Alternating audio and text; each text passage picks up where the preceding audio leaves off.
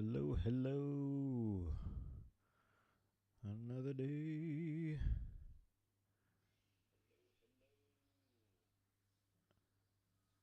Okay, so today, what are we gonna do? I'm gonna show you a small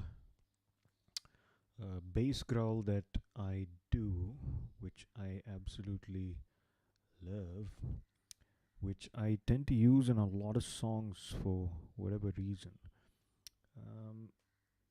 So we'll start with use BPM 150. And okay, so the first part of this growl is now most of kind of growly kind of stuff, growls and meows or this kind of stuff, growls mostly. We use this effect called wobble, but the first thing I'm gonna call a synth called dsaw, and we're gonna take just a normal note C. Let's just listen to C. Okay, that's what C sounds like. And what we're gonna do is we're gonna take this down a notch. So we'll take it down by 3 octaves. So 1 octave is 12 notes. So 3 octaves would be 36. 12 into 3, 36. Okay, so that's what it sounds like. Now, if you remember from the last episode, I explained a little bit about ASR, but today we're gonna keep sustain of 4, so it sounds, yeah boy. So it's already like a nice deep bass sound. We'll keep the release at 0, so it's like, okay, so that's like a hard stop there. And should we keep cutoff? Now I won't explain cutoff today, but this is an EQ thing. Just takes a little bit more of the high frequencies off. Okay, so now what we're gonna do is we're gonna put an effect called wobble on top of this. Okay, so one of my favorite effects to use, wobble, and keep it at a phase of 4 and mix 1, do, end.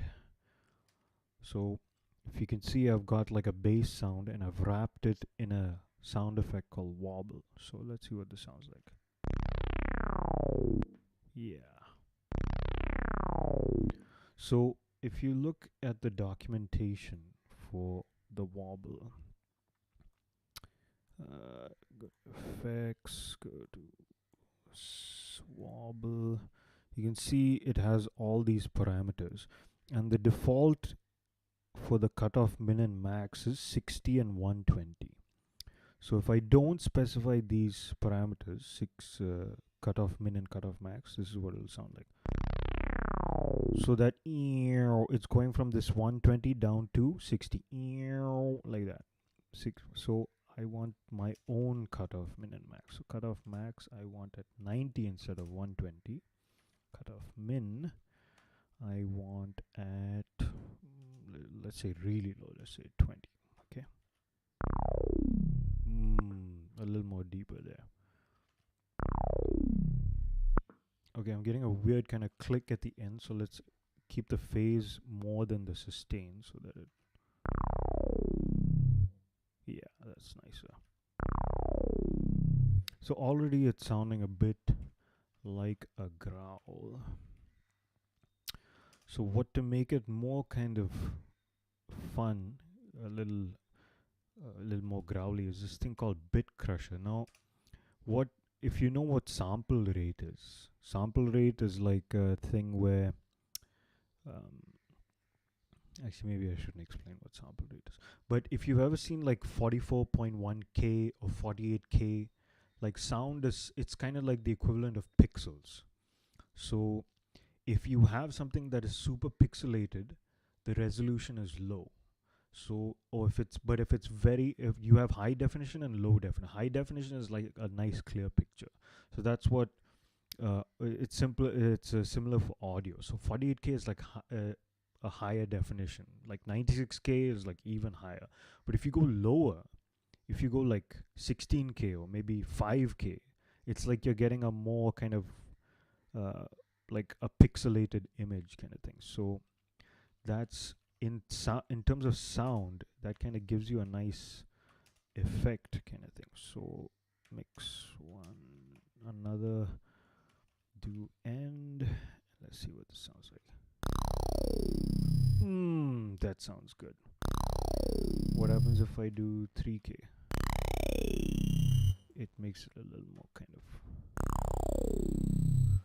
I think 5 is good. And how do we make this even more epic? Well, always put a reverb. In Sonic Pi, my favorite, they have a reverb effect, like reverb, not record, reverb, but I use what is called gverb, which is like a massive, sort of a little bigger reverb, and you can specify the size of the room. I'm gonna say just 40 if I want. Could be like 34 if you want it. So 34. Now I'm gonna specify release. Now what is release in a reverb? It's kind of this reverb tail. So I'm not gonna explain it too much right now, but if you add a little reverb tail, it makes it a little more epic. But the thing about this gverb effect, it's very powerful. So I'm gonna keep the mix low, say like 0.4. Do end, and let's hear what this sounds like.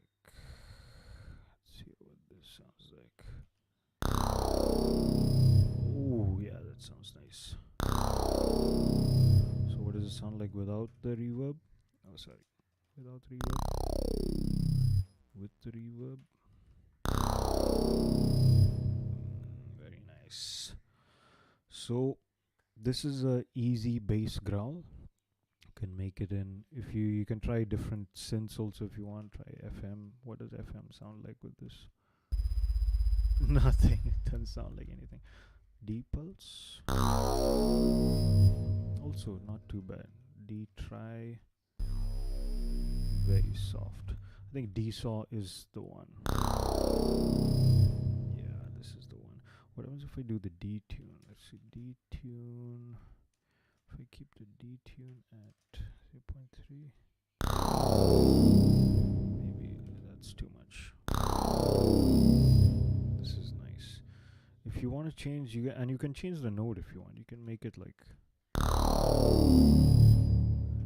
lower.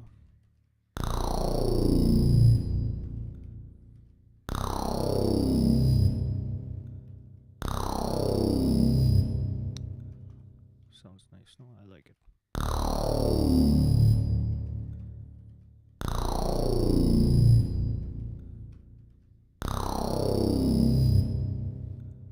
Yeah.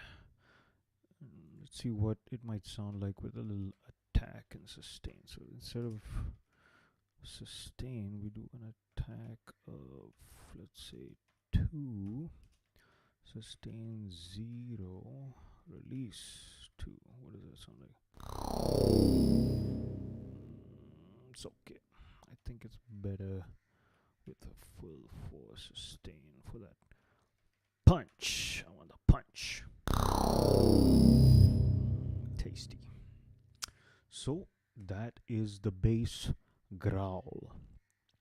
If you use this in your songs, you can play with it. It's a lot of fun to do stuff. So yeah, I hope you enjoyed this very short tutorial. I'm building up to a release that's happening in September, which in fact uses this effect right here. So every day I'll slowly be building the individual parts, and then I'll do a full performance of the whole thing.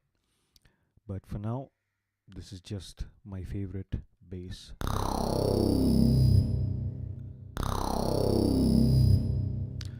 Okay, that's it for today.